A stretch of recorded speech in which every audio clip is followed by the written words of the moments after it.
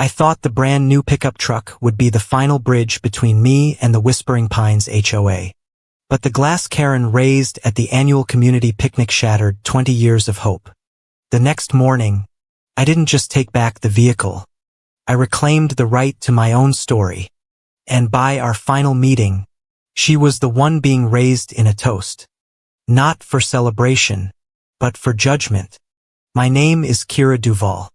34. I am the strategy lead for Meridian Pixel, a sharp ascendant marketing firm in downtown Denver. I build narratives for a living, crafting campaigns that connect brands to people through carefully engineered emotional pathways. My own life, however, was built on a foundation of silence. I grew up in the quiet, sprawling suburbs of Tulsa, Oklahoma. My mother was the warmth, the color, the sound in our small house. When a sudden illness took her before I turned 12, she took all of that with her. I was left with the rules, the endless, unbending rules of Whispering Pines, where Mom had been a founding member and Karen Hargrove had already started her clipboard reign. Karen wasn't unkind in public, but her love for community standards was expressed through structure and expectation, never through flexibility. My childhood became a relentless pursuit of measurable compliance. I collected perfect lawn reports, trimmed hedge certificates, and debate team trophies like they were currency to avoid her fines. I'd place a first-place compliance certificate on the community bulletin board and wait. Karen would look at it, nod, and say, "That's what you're supposed to do." I never once heard the words, "I'm proud of the neighborhood you've helped build, Kira." It wasn't a phrase in her vocabulary. Acceptance wasn't a feeling to be shared. It was a duty to be fulfilled through excellence. After Mom died, the silence in the neighborhood grew thick enough to choke on. Our lives were governed by schedules posted on the HOA app. Grasswork spread across lawns measured to the exact inch, and the quiet hum of Karen's golf cart patrolling at dusk. There was no shared grief. No conversation about the gaping hole she'd left. I learned to convert my need for acceptance into a series of achievable compliance goals. I commodified my longing for a board hug into a 4.0 compliance score. I translated my desire for her praise into an early acceptance to a good college and a job that kept me in Denver, close enough to visit but far enough to breathe. Each achievement was a silent plea and each was met with the same silent stoic approval. It was a transaction that left me perpetually in emotional debt. Last Thanksgiving during our stilted obligatory HOA Zoom call, something shifted. Karen was complaining, a rare indulgence for her. The transmission on the old HOA maintenance truck was slipping again. It was a 20-year-old machine, battered and rusted, a relic from a time when my mother was still alive and the lake boat actually got towed without drama. Then, for the first time in years, a different tone entered her voice. She mentioned seeing a commercial, a GMC Sierra 1500. She described it with an uncharacteristic, almost boyish flicker of excitement. She spoke of the midnight blue paint, the way it looked under the dealership lights. In that single, unguarded moment, I saw a crack in the fortress. It was a glimpse of a woman who still wanted something for the community, who could still dream beyond her ridiculous ruler and citation book. That was it. That was the opening I had been waiting for my entire life. This would be my final grand gesture, the ultimate achievement. I wouldn't just earn her approval. I would gift wrap her dream and deliver it to the HOA driveway. The HOA's 20th anniversary picnic was less than a year away. The decision was immediate and absolute. I would take the substantial bonus I was due to receive from work and redirect it entirely. For the next 11 months, there would be no vacations, no new clothes, no expensive dinners with friends. Every spare dollar, every small luxury would be sacrificed and funneled into one singular goal: buying the HOA the truck Karen never allowed the board to want. I would buy her pride, and in doing so, maybe I could finally buy my own piece from the weekly fines for excessive pumpkin display or flagpole height violation by 2 inches. In my world, every significant objective begins with a spreadsheet. The morning after that Thanksgiving call, I opened a new file and named it Project Sierra. The internal code name was Truck Fund. I built a detailed tracker, columns for income, fixed expenses, and a new aggressive savings line item. I set weekly KPIs, color coding cells green for met targets and red for shortfalls. My social life, my wardrobe budget, my morning latte, they were all line items to be zeroed out. This wasn't just saving money. It was the execution of a strategic campaign. The deliverable was the HOA's happiness, and the ROI would be finally a tangible sign of acceptance. My first operational call was to High Mesa Motors in Denver. A cheerful, efficient salesman named Tyrell answered. I explained the situation. A surprise anniversary gift for the entire community, top-of-the-line model, specific delivery window for the picnic. I do this kind of thing all the time, he said, his voice crackling with genuine enthusiasm. We'll make it perfect. I felt a surge of relief. Tyrell became my man on the inside. We scheduled the final delivery for the evening of the picnic, ensuring the truck would be detailed, gassed up, and waiting with that perfect HOA-approved shine. The next phase was reconnaissance. I couldn't ask Karen for the exact specifications without tipping her off. So, I activated a dormant asset, Walt, her oldest board ally and a gruff but kind presence who organized community fishing trips on Saturdays. I called him under the guise of wanting to send the HOA some new maintenance gear for the anniversary. We chatted for a few minutes about the weather in Denver before I casually pivoted. Karen mentioned the old truck was giving the board trouble, I said, my voice carefully pitched to sound like passing curiosity. Does she ever talk about what she'd get if the HOA won the lottery? Walt chuckled. Oh, you know Karen. She'd never spend it on herself. But yeah, she's been mooning over those new GMCs. Saw one down at the dealership. Dark blue. Said it was the color of the sky over Whisper Lake right after sunset. Bingo. Midnight blue. I typed into my notes.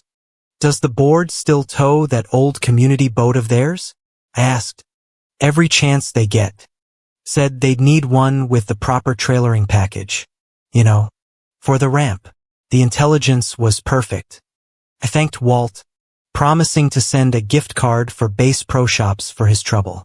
The next day, I called Tyrell back and finalized the order, a GMC Sierra 1500 at 4 crew cab in midnight blue metallic.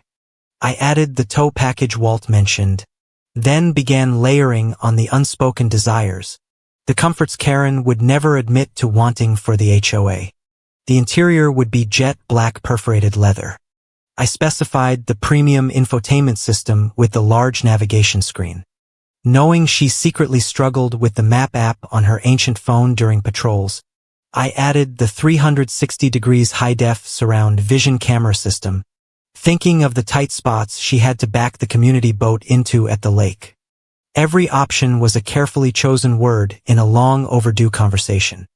With the physical objects secured, I moved to the symbolic details. The license plate was the easiest and most important decision. I went on to the Colorado DMV website and typed in the 7 letters that defined the one uncomplicated memory of happiness I had with the community after Mom was gone. She'd taken me to Whisper Lake one summer afternoon. We didn't talk much, but as we sat on the banks, she showed me how to skip rocks. For a few hours, she wasn't a grieving widow, and I wasn't a daughter desperate for approval.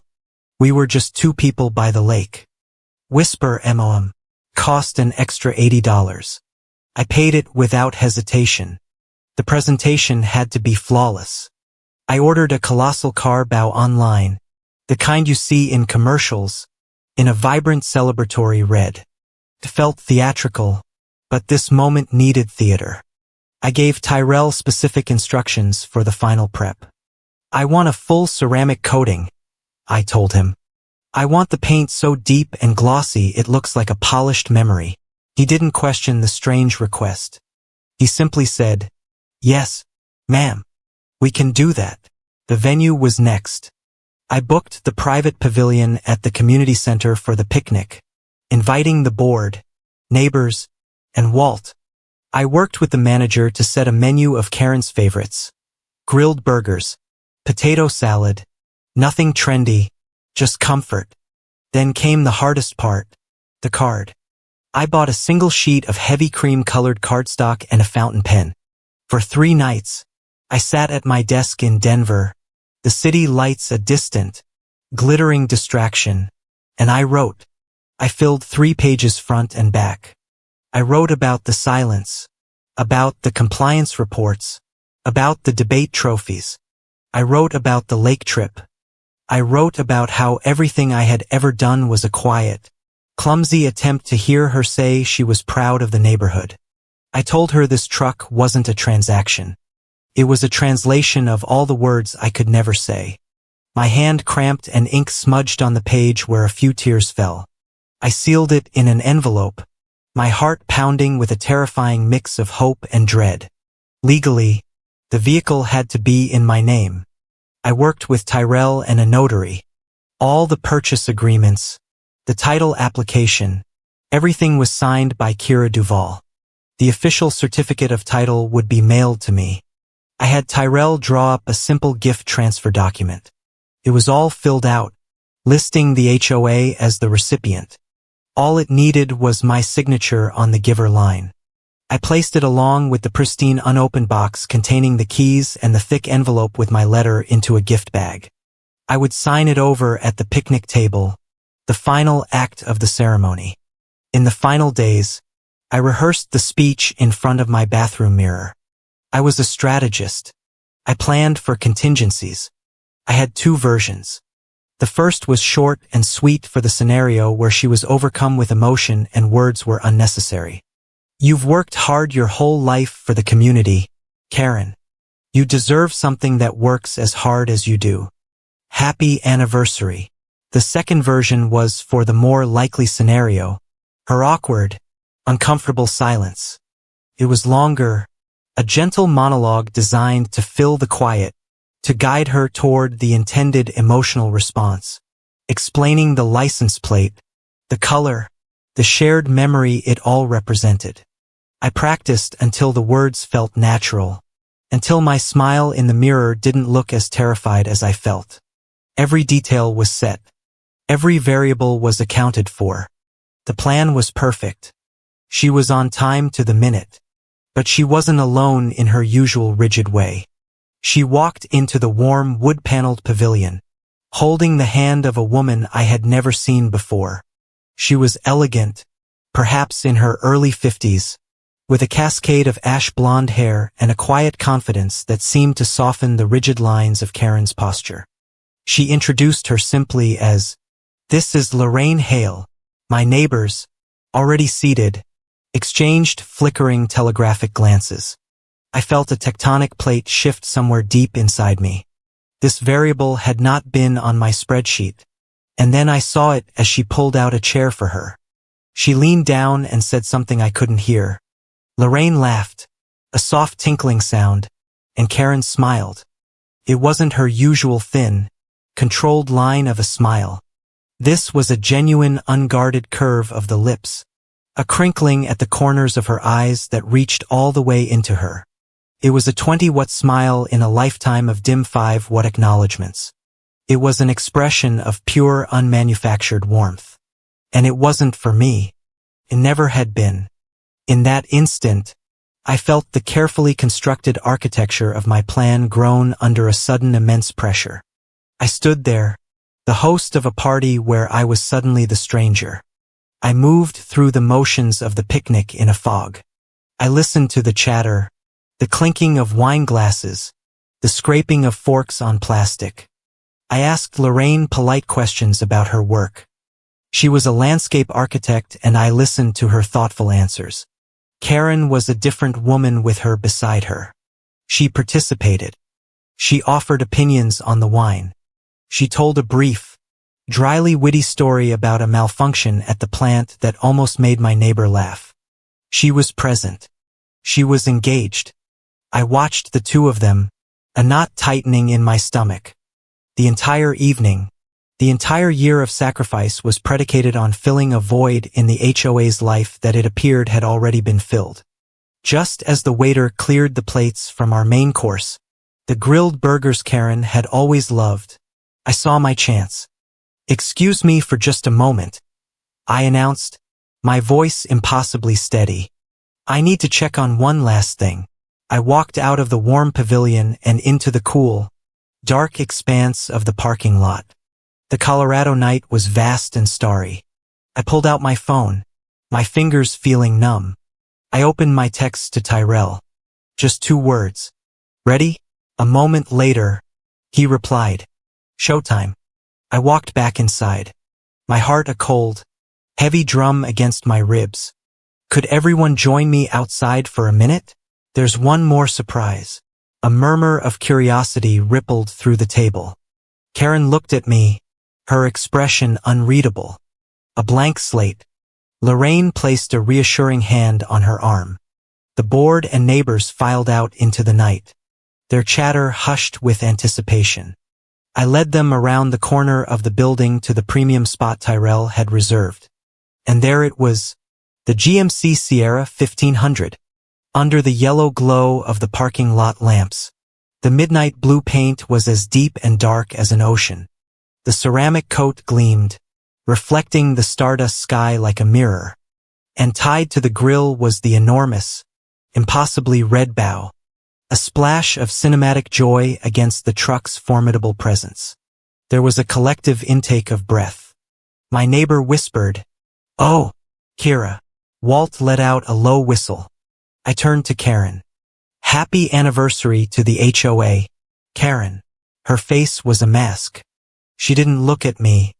Her eyes were fixed on the truck. She began to walk, a slow, deliberate circle around the vehicle. She ran a hand along the fender, her fingers tracing the sharp crease in the steel. She peered into the tinted windows of the crew cab. Her eyes, methodical and precise, scanned every detail, the tires, the chrome accents, the tow hitch. She was inspecting it, auditing it, not receiving it. I saw her lips part just for a second, as if to say something. But then they pressed together into a hard flat line. The door to her emotion, which I thought I had glimpsed, was now closed, bolted, and barred. I held out the gift bag. "The keys are in here." She took the bag without a word, her hand brushing mine. The contact was cold. She held the bag for a moment, then tucked it under her arm. She didn't open it. She didn't look inside. The silence stretched, becoming brittle and sharp. Walt finally broke it. "Well, hell, Karen. Aren't you going to take it for a spin?" Karen turned her gaze from the truck and looked at the small crowd of her board and neighbors. "There's cake inside," she said, her voice flat. "Let's not let it melt." The walk back into the pavilion was a funeral procession. The energy, the excitement had been bled dry and left on the asphalt. We sat back down at the table, the awkwardness palpable physical presence. The waiter, oblivious, brought out a large cake, its surface ablaze with 20 tiny candles for the anniversary. The board launched into a strained off-key rendition of Happy Anniversary. Karen blew out the candles in a single efficient puff. As the waiter began slicing the cake, Karen pushed her chair back and stood up. She picked up her glass of red wine. A hush fell over the room. This was it. The speech, my version too. The one for her awkwardness was queued up in my mind, ready to deploy. She held the glass up, the ruby liquid catching the light. She cleared her throat. "I'd like to propose a toast," she began, her voice carrying the familiar authoritative tone of my childhood. She looked around the table, her eyes skipping past me. "To my foolish resident," she said, the words dropping like stones into the silent room. My blood ran cold. "Who thinks you can buy your way out of citations with a checkbook?" A sickening beat of silence. Then a smattering of confused, nervous laughter from a neighbor. My aunt gasped. I saw Lorraine's face freeze, a pained plastic smile forming on her lips. Walt stared down at his hands, his knuckles white. The rest of the board suddenly found the pattern on their plates utterly fascinating. No one met my eye. The humiliation was a physical force, a white-hot wave that washed over me. But on the surface, I was perfectly still. The strategist in my head took over, executing an emergency protocol.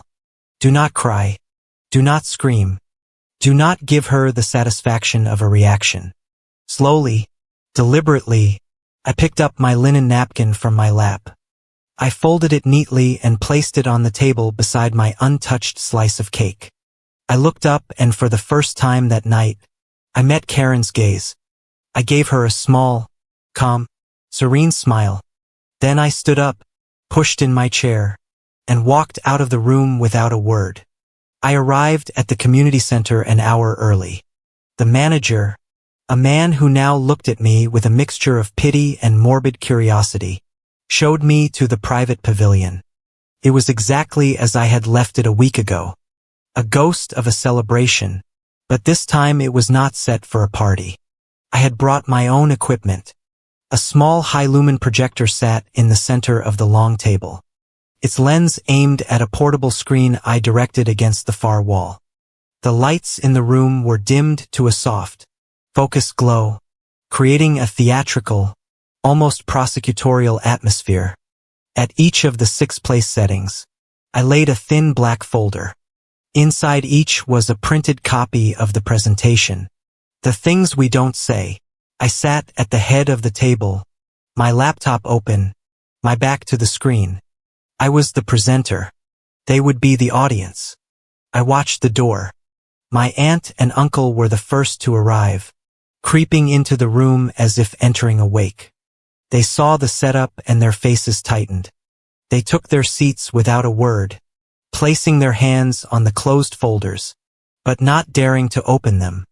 Walt came next, his usual gruff demeanor replaced by a heavy solemnity.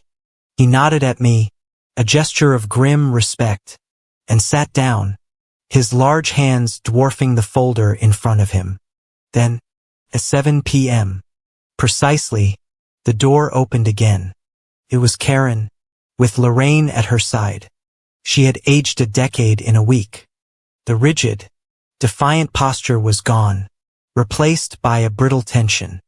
Her eyes, dark and hollowed, darted around the room, taking in the projector, the screen, the folders. They finally landed on me. There was no anger in them. There was only a raw, hunted fear.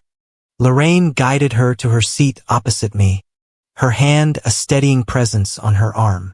She sat down heavily, her hands immediately gripping the edges of her chair, her knuckles turning white. She did not touch the folder.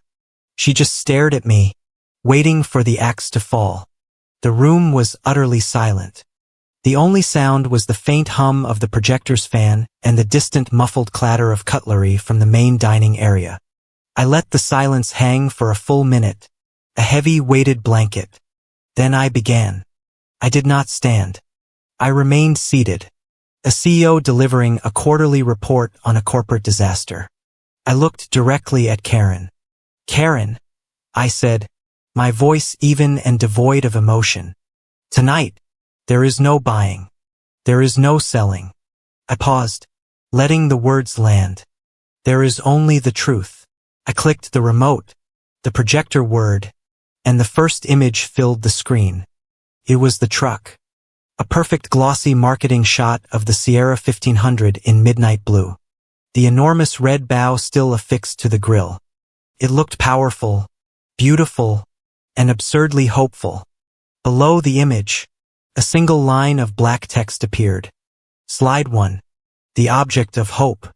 I didn't need to say anything else. The image, a perfect symbol of the night that had shattered us, held the room captive.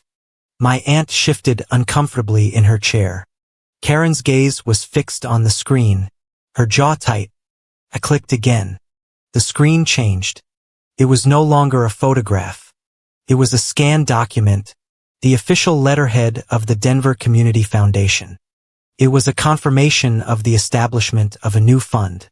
The camera zoomed in on the highlighted text. The Elena Duval Memorial Scholarship.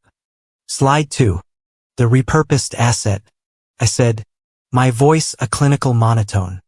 The gift you refused did not evaporate, Karen. It was converted. It is now a $10,000 endowment in Mom's name for young women from this county who want to build a life with their own words. The highest achieving recipient each year will receive a special designation. Another click. A close-up of the scholarship charter. The name of the designation was in bold. The Whisper Mom Scholar.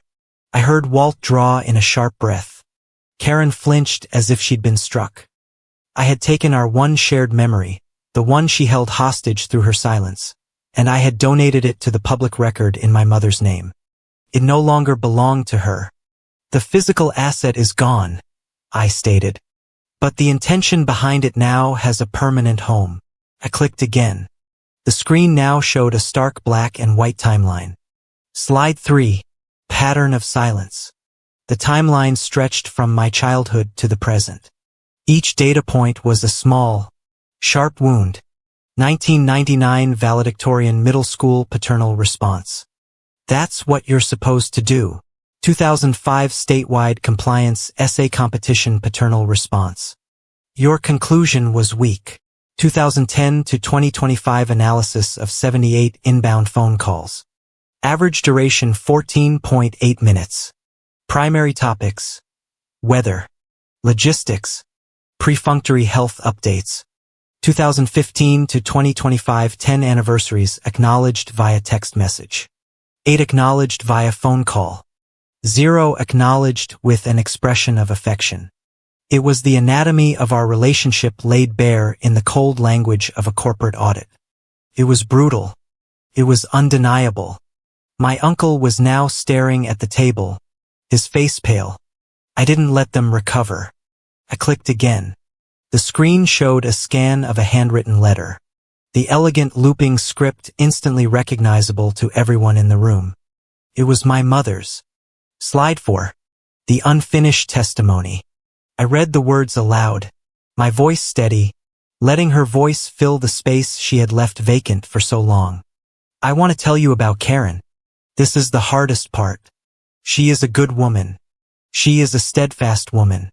Please, when you are older and you feel like you are throwing yourself against a stone wall, trying to get her to see you, please remember, Karen loves the community. But I stopped reading. The unfinished sentence hung in the air, a question that had haunted my entire life. I let the silence stretch, thick with the ghost of her presence. Then I turned off the projector. The room was plunged back into a dim, intimate twilight. Now there were no more slides. There was only me. I looked at Karen.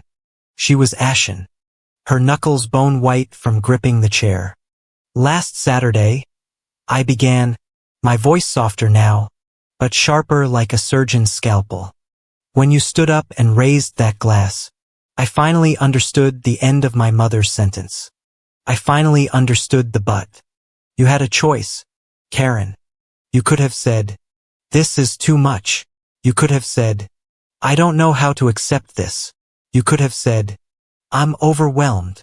You could have said, I'm proud of the neighborhood, but I'm ashamed. I could never give this to myself. You could have told the truth. I leaned forward slightly. But you didn't. You chose to attack instead of admitting you were vulnerable. You chose to humiliate me rather than feel an emotion you couldn't control. You finished my mother's sentence. Karen loves the community, but she will hurt you before she will ever let you see that she is weak. The silence that followed was different. It wasn't empty. It was dense with the weight of 20 years of unspoken truth. Then a chair scraped against the floor. It was Walt. He stood up, his big frame seeming to shrink under the pressure in the room. He looked at Karen, his face a mask of profound, pained conflict. She's right, Karen, Walt said, his voice a low rumble. Kira's right, Karen's head snapped up to look at her oldest ally. A look of pure animal betrayal flashed in her eyes. I have to say this, Walt continued, his gaze now on me. Lorraine is right about the drawer. I've seen it. Not the drawer, but the behavior. For years, we'd be at the plant on our lunch break. She'd be on that old computer in the break room. I'd see her looking up articles from Denver business journals. I saw her print one out once. It was an interview with you, Kira, about some big campaign you'd won. She folded it up, neat as you please, and put it in a clean envelope. She never said a word about it. Not to me, not to anyone. She just collected it like a secret. Walt looked back at Karen, his voice thick with a strange mix of anger and pity. Why, Karen? Why keep it all a secret? Why act like you don't care when it's the only damn thing you do seem to care about? The accusation coming from Walt, her peer, her friend, was the one blow Karen could not deflect. It was a betrayal of their silent, masculine pact. All the air went out of her. The rigid discipline that had been her spine for my entire life seemed to dissolve. Her shoulders slumped, her head bowed. She stared at her hands, which were now trembling slightly on the arms of the chair. The room held its breath. She opened her mouth. A dry, rasping sound came out. She swallowed and tried again. The words were a ghost, a whisper so quiet it was almost swallowed by the hum of the air conditioning. I was ashamed. The word hung in the room, thin and brittle. Ashamed. It was the first truly vulnerable word she had spoken to me in my adult life. For a single agonizing second, the entire intricate architecture of my presentation teetered. The strategist in me had prepared for denial, for anger, for silence. I had not fully prepared for a confession. But the moment of vulnerability passed as quickly as it came. It was an involuntary exposure, and her reflexes, honed over a lifetime, immediately kicked in to cauterize the wound. She visibly straightened in her chair. The fear in her eyes was instantly painted over with a flat, cold coat of her old authority. Her defensiveness, her fortress, went back up brick by brick. The truck was ostentatious, she said, her voice stronger now, regaining its familiar judgmental cadence. She wasn't looking at me. She was addressing the table as if I were a third party to be discussed. It was a childish theatrical display. You embarrassed me, Kira. You put me on the spot. There it was, the pivot, the counteroffensive. I was not the victim of her cruelty. I was the perpetrator of her embarrassment. The room tensed, waiting for my reaction. My aunt let out a small, relieved sigh as if the world was finally spinning back on its correct axis. With Karen back in charge, I did not raise my voice. I did not argue. I simply picked up the remote. Slide 5, I announced, my voice cutting through her narrative. The projector whirred, and the screen lit up again. This time it was not a photograph. It was a stark white background with black text. My text messages to her were on the right in their polite blue bubbles. Hers on the left were in their stark gray ones. Kira, the truck was my legal property. I returned my property to the dealership. Karen, you stole my truck. Karen, that's theft. Kira, I am calling the police. Karen, you are a thief. Karen, you're acting like a child. You called me a child. And you called me a thief, I said, my voice as cold and clear as the text on the screen. You threatened to have your resident arrested for retrieving her own property you had publicly and I quote called foolish. Which is it, Karen? Was it an embarrassing childish gift you didn't want, or was it your truck that I stole? She had no answer. She just stared at the screen, her own words accusing her. You said I embarrassed you, I continued, relentless. I clicked again. A new image appeared. It was a close-up photo I had taken in the pre-dawn light of her kitchen. The silver embossed dealership box sitting on her counter. The clear plastic shrink wrap was still intact. The small circular seal was unbroken. "This is the box," I said. "This is the box I handed you." It was 5:15 a.m., the morning after the picnic, nearly 10 hours after I had given it to you. It was still sealed. You never opened it. You never saw the keys. You never read the 3-page letter I wrote you. The letter that explained everything. You humiliated me. And then you went home and went to bed without even the simple courtesy of looking at my words. You didn't just refuse the gift. Karen, you nullified my entire effort. You nullified me. That's not fair. Karen. The voice was Lorraine's. She stood up abruptly, her chair scraping on the floor. She was looking at her face a mask of anguished frustration. That is not fair to her. Karen shot her a look of pure venom. You stay out of this, Lorraine. This is HOA business. I am trying to be HO, she countered, her voice shaking but strong. And I will not sit here and let you lie to her. You are ashamed, Karen, but not of the truck. You're ashamed of yourself. She turned to me, her eyes pleading. Kira, she talks about you every Sunday. We have coffee. We read the paper. And she finds a way to bring you up. Kira's firm just landed a new account.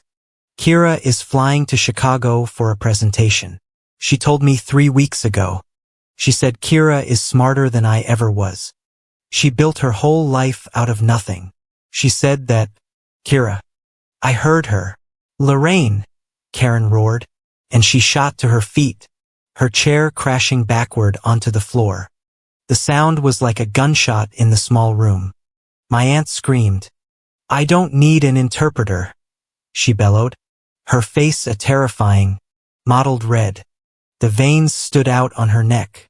It was the first time I had ever heard her raise her voice above a cold, controlled command. This was not anger. This was a detonation. This was the sound of the fortress walls cracking, of the woman inside, the weak, ashamed, terrified woman being exposed to the open air. This was the unraveling Lorraine had described. She stood there panting, her fists clenched, her authority shattered, leaving only the raw, ugly rage of a cornered animal. I let the silence after her shout settle. Let them all feel the violence of it. She had just proven my entire case. I looked at her, my expression unchanged. Please sit down, Karen. I'm not finished. She looked at me, her rage dimming, confusion taking its place. She looked at Lorraine, who was crying silently. She looked at Walt, who was staring at her with undisguised disappointment. Slowly, her shoulders slumped. She righted her chair and sat back down. A defeated, deflated woman. I reached for the last folder on the table. It was thicker than the others. I didn't click to a new slide. This I would deliver by hand. I slid the black folder across the polished table. It stopped directly in front of her trembling hands. This is the last exhibit, I said, my voice quiet. This is not about the truck. This is not about my feelings. This is about a fact. This is about a number. She stared at the folder, her hands still trembling as if it were a bomb. Open it. She looked at me, her eyes wide with a new dawning horror. She knew this was not a picture of a truck. This was something else. Her fingers fumbled with the cover. She opened it. Inside was a single high-resolution copy of a bank statement, the faded blue letterhead of the Tulsa Savings Loan, the account of Kira Duvall, a minor, and the single circled line item from August 14, 1999, the withdrawal of $18,400. The blood drained from her face. She went from red to a ghostly papery white. You're 34 years old, Kira, she whispered, her voice a dry rasp. This is from 6 weeks after my mother's funeral. I finished for her, my voice like ice. You emptied my savings account, my mother's money for the neighborhood. And you wrote a 3-word lie on the memo. Community expenses. You're a salaried president with a paid-off mortgage. Karen, we both know that was a lie. You've had 22 years to explain this to me, and you never said a word. You owe me an explanation. The room was perfectly still. I could hear my aunt breathing. A quick, shallow, panicky sound. Walt just closed his eyes. Karen stared at the paper, her whole body shaking. The rigid, disciplined woman I had known my entire life was gone. And in her place was a trembling, broken old woman. She looked up and her eyes were swimming in tears she refused to let fall. She stammered. The medical bills, your mother's illness. There were things insurance didn't cover. Experimental treatments, copays, they were thousands. And the roof was leaking that spring. The big storm. It was drenching the attic. I had to have it replaced. Her voice was a desperate, pleading whisper. I used the money. I used it to keep the house together, to pay the last of her bills. I kept the receipts. I put them in a box. I was going to show you. I was going to pay you back. But I couldn't. I was so ashamed that I had to take my residence money just to keep us from drowning. Couldn't face you. I couldn't tell you. It was a perfect, heartbreaking confession. It was plausible. It painted her as a tragic, overburdened president sacrificing her own pride to protect the neighborhood. And it was a lie. At least a lie of omission. I reached for my briefcase on the floor. I pulled out a final thin manila envelope. I didn't give it to her. I kept it in front of me. I believe you, I said, and she looked up, a flicker of desperate hope in her eyes. I believe there were bills. I believe the roof was replaced. I know you're a woman who keeps records. In fact, I went to the county public library. I spent 2 days in their municipal archives. I pulled the permits for the roof replacement on the community center.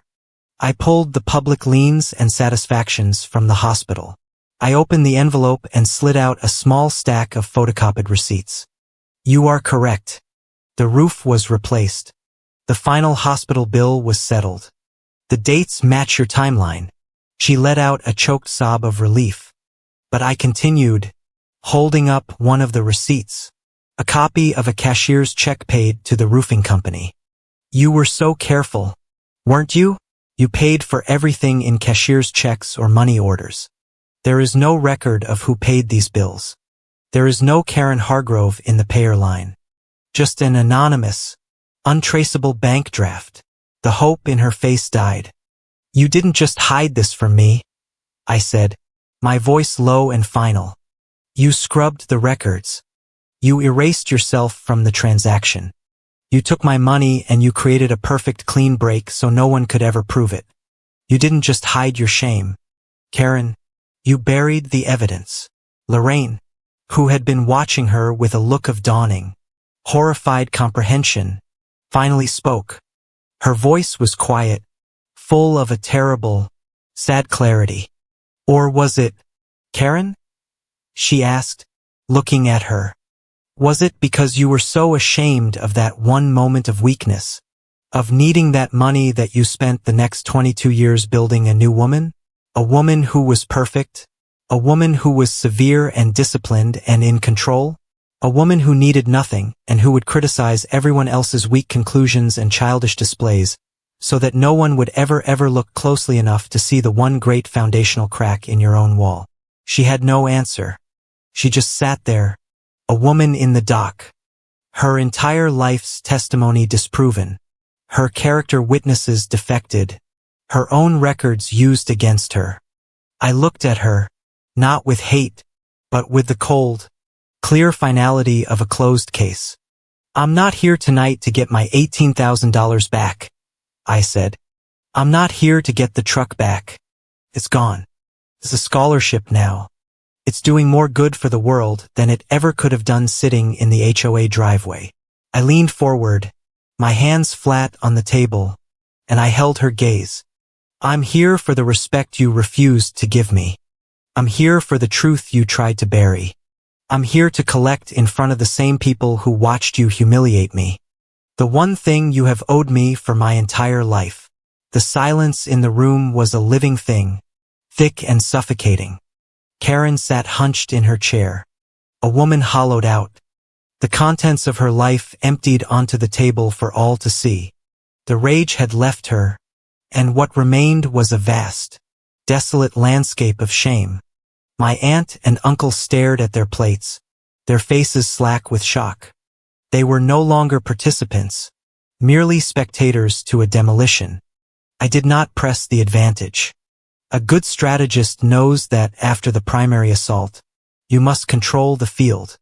I stood up, my movements slow and deliberate. I walked to the small service station at the side of the room where a pitcher of ice water sat. I poured a single glass, the cubes clinking against the side with a sound that seemed unervingly loud. I did not pour wine. The last toast had been made with wine, a toast of bitter poison. This one would be different. This would be a toast of clarity. I walked back to the table and placed the glass of clear cold water directly in the center, equidistant from her and from me. A week ago, I said, my voice quiet but carrying to every corner of the room. You raised a glass to my foolishness. Tonight, I will raise a different kind of glass.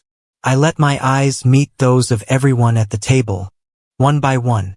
Walt, Lorraine, my aunt, my uncle, and finally Karen. I raised this glass, I said, my voice resonating with the weight of the ceremony I was inventing. To the woman who dares to apologize, to the woman who has the courage to speak the truth, even if it costs her her pride. I did not touch the glass. I left it there, a challenge and an invitation, a symbol of a choice yet to be made. From my briefcase, I withdrew 2 documents. They were printed on heavy cream-colored linen paper, the same kind I had used for the letter she never read. But these were not letters. They were contracts. I slid them across the table. They came to a stop directly in front of her trembling hands. These are for you, I said. She stared at them. The top sheet had a single bold line of text centered on the page. Public apology. Below it, the page was blank, save for a single black line at the bottom with her name, Karen Hargrove. Type beneath it. The first document is a confession, I explained, my voice as neutral as a lawyer's. It is a blank page, Karen, because the words of the apology must be your own. You will write them here tonight and you will sign it and you will read it aloud to the same people who heard your toast. Her eyes widened in horror. This was not a private reckoning. This was a public reversal, a formal retraction of her power. The second document, I continued, gesturing to the paper beneath the first, is a commitment. She shakily lifted the first page to see the second. The title was just as stark. Patron Commitment to the Elena Duval Memorial Scholarship. This is a legally binding pledge, I said. It commits you, Karen Hargrove, to an annual contribution to my mother's scholarship fund. It commits you to being a public named patron of her legacy. It is your chance to stop hiding behind your silence and start building something in her name. I leaned forward, my hands flat on the table, my gaze locking with hers. Now came the terms of the surrender. You have a choice. It's the first real choice I have ever given you. There are 2 paths and they diverge from this exact moment at this table. Path 1. You sign nothing. You push these papers back across the table. If you do that, I will stand up. I will walk out that door and I will never speak to you again. I will legally change my last name to Duval as of tonight. I will no longer be associated with the HOA. Our relationship in its entirety will be concluded. My aunt gasped. A small strangled sound. Karen flinched as if I had thrown the water in her face. Path 2, I continued, my voice unwavering, is that you pick up the pen. You write what needs to be written. You sign what needs to be signed. You do the one thing you have never done. You take public accountability for your actions. If you sign, we begin. We don't go back to the way things were. That is gone forever. But we begin the long, difficult process of building something new, something honest in its place. The choice is yours. There are no other options. There is no negotiation. The ultimatum landed in the silent room with the force of a physical blow. I had just laid a drawn sword on the table between us. She looked around, her eyes darting from face to face. She was searching for an exit, searching for an ally. She looked at her sister, my aunt, but she stared down at her hands, offering her nothing. She looked at her brother-in-law, who simply shook his head, a slow, sad gesture of defeat. She looked at Walt, her oldest friend, the man who had been her witness for 40 years, and Walt just looked back at her, his expression one of profound, weary disappointment. She looked at Lorraine, the woman who had seen her secret heart, and her eyes were filled with tears, but also with an unyielding strength. She gave a tiny, almost imperceptible shake of her head. There is no escape this time. There was no crowd to hide behind. The nervous laughter was gone. The silent enablers had been silenced. She was alone on an island with only my terms for a bridge back to the mainland. Her gaze returned to the papers, then to me. Her voice was a weak, broken thing, a pale imitation of the roar she had unleashed just moments before. It was the voice of a woman trying one last desperate gambit, clinging to the wreckage of the old world. "If I sign," she began, her voice cracking. "If I sign, did you still get rid of the truck?" The question was a profound, staggering revelation, even here at the absolute nadir. After everything had been exposed, her mind was still snagged on the asset, the possession, the $60,000 machine. She was still wondering if this was all an elaborate, cruel negotiation to get the truck back into her hands. I didn't feel anger. I felt a vast tectonic sadness. She truly fundamentally did not understand. "The truck is gone, Karen," I said, and my voice was soft, but absolutely final. "It ceased to be a truck the moment you raised that glass. It has been transmuted. It is now the Elena Duval Memorial Scholarship. It's an opportunity. It is already doing more good than it ever could have done sitting in the HOA driveway." I leaned forward again, my voice dropping, becoming more personal, more direct. "That truck was my way of trying to get you to a new place. You refused to take the ride. So now the value of that truck will help other young women get to the places they need to go. Places I had to get to all by myself. You can't have the truck, Karen, but you have the chance right now to get on the board of the foundation that truck created. You have a chance to help." She stared at me, the last of her transactional hope dying in her eyes. She was truly finally at the end of all her roads. Walt, seeing his friend adrift, reached out and put a large, heavy hand on her shoulder. "Karen," he said, his voice a low, gentle rumble. "For God's sake, for Elena's sake, for your own sake, don't choose the silence again, old friend. It's cost you enough." Lorraine took a step forward, her hand resting on the back of her other shoulder. She was now held between her past and her future. "Karen, my love," she whispered, her voice thick with tears. "She has won. The truth has won. Let her have this. Let her win this one right now so that this entire neighborhood can finally win." Her words were the key. So the whole neighborhood can win. It was the permission she needed to reframe her surrender. This wasn't a defeat. It was a sacrifice for the greater good, a path to a strange, painful, but honorable peace. She looked down at the blank page. She looked at the pen I had placed beside it. She looked at my face, my unyielding, waiting face. A single tear, the first I had ever seen her shed, escaped her eye and traced a path through the weathered lines of her cheek.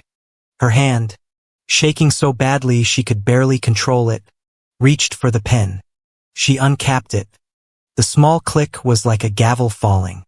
She bent over the paper, her shoulders shaking with silent, racking sobs. She began to write.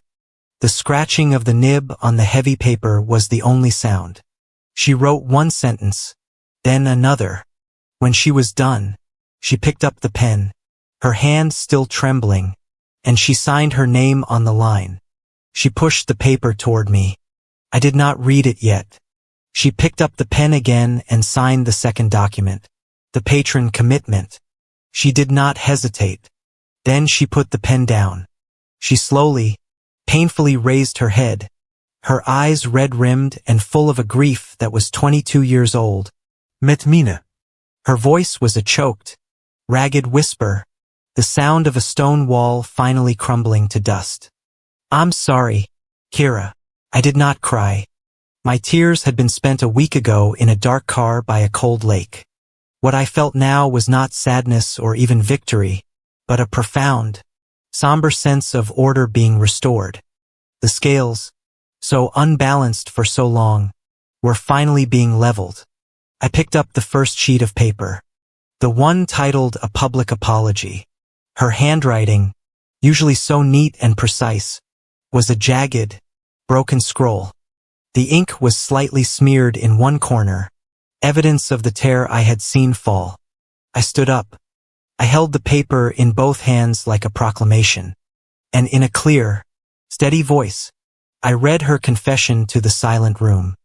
I, Karen Hargrove, I began, my voice ringing with a formal, almost legal clarity. I am sorry.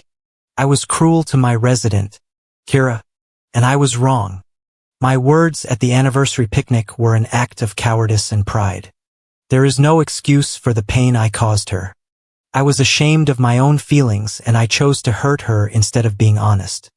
For this and for the years of silence that came before it. I am truly and deeply sorry. Each word was a hammer blow, striking the silence, nailing the truth to the wall for all to see. My aunt was openly weeping now, her face in her hands. Walt had his head bowed, his shoulders shaking. Karen did not look up.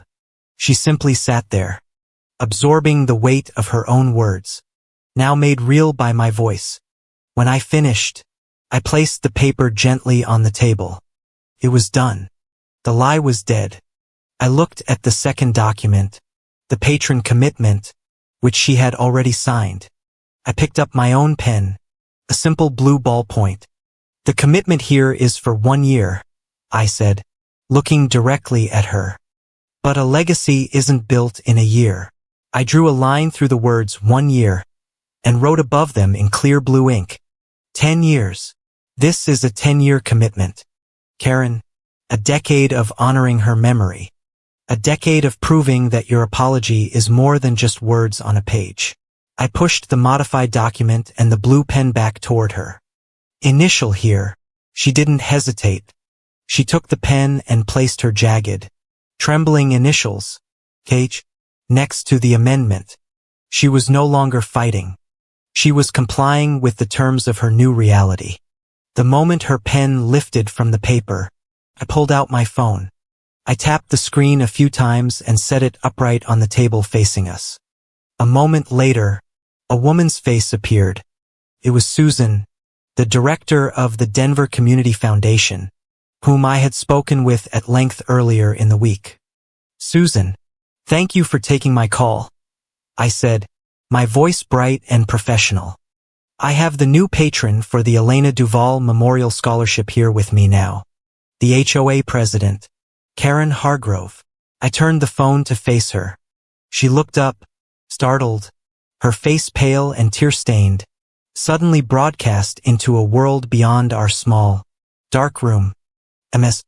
Hargrove, Susan said, her voice warm, but businesslike. I want to thank you on behalf of the foundation for your incredibly generous 10-year commitment. Your patronage will change the lives of many young women in this community. It's a wonderful way to honor Elena's memory. Karen swallowed hard. She couldn't speak. She just managed a single jerky nod. "We have received her signed commitment," I said to Susan. "Thank you. We'll be in touch tomorrow to finalize the transfer." I ended the call. The public act was complete. The commitment was now on the record. It was real. A sound broke the tension. It was Walt. He started clapping. It wasn't a celebratory sound. It was slow, rhythmic, and deeply respectful. Then Lorraine joined in, her hands meeting with a soft, steady beat. My aunt and uncle, their faces a mess of confusion and dawning understanding, began to clap as well. No one was smiling. It was the applause one gives at the end of a difficult, painful, but necessary performance. It was applause for the truth. I turned back to Karen. I picked up the glass of water. The ice cubes now mostly melted. I held it up, the clear liquid catching the dim light. "This," I said, my voice soft now, "for her alone. This is the toast I've been waiting for my entire life." I took a sip of the cool, clean water. She looked at me, her eyes full of a universe of regret. She shakily reached out and picked up her own water glass. She raised it, her hand trembling, to mirror mine. She opened her mouth as if to make a grand speech, to offer a rebuttal, to explain, but there was nothing left to say. She closed it. Instead, she just gave me the only 3 words I had ever truly wanted from her. The words her pride had held hostage for 34 years. "I'm proud of you." The words landed, not with a crash, but with a quiet, profound sense of peace. The war was over. I nodded once, accepting her surrender. I accepted her words. I did not move to hug her. I would not cross that distance. That was a border she had to choose to cross herself. I stood my ground, giving her the space, the permission to close the gap she had created. For a long moment, she just sat there looking at me as if trying to remember how to move. Then slowly, with the creaking, uncertain motion of a woman unaccustomed to such gestures, she pushed her chair back and stood up. She took one step, then another. She walked around the corner of the table, her eyes never leaving mine. She stopped in front of me, a clumsy, broken old woman, and then she wrapped her arms around me. It was not a smooth embrace. It was awkward and stiff, and she smelled faintly of old coffee and sorrow, but it was real. Her arms, for the first time, were not a barrier. They were an embrace. I did not melt into it. I did not cry. I simply stood there, and for the first time, I let her hold me, and I held her back. The camera pulls back. Through the large window of the private pavilion, we see the neon sign of the community center casting a red glow. 2 figures are reflected in the glass, locked in an embrace. A woman and a president, a resident and her HOA. The space between them, once a vast, unbridgeable chasm, was now finally closed. I never needed the truck. I never needed to buy her affection. I just needed to buy back my own voice. And tonight, I had purchased it, paid in full with the only currency that ever truly mattered, the truth. The screen fades to black. Thank you so much for listening to my story. It means the world to me. Let me know in the comments where you're listening from today. I'd love to connect with you and hear your thoughts. If this story resonated with you, please consider subscribing to the channel and giving this video a like. And if you'd like to help it reach more people, you can give it an extra boost by hitting the button. Your support makes all the difference.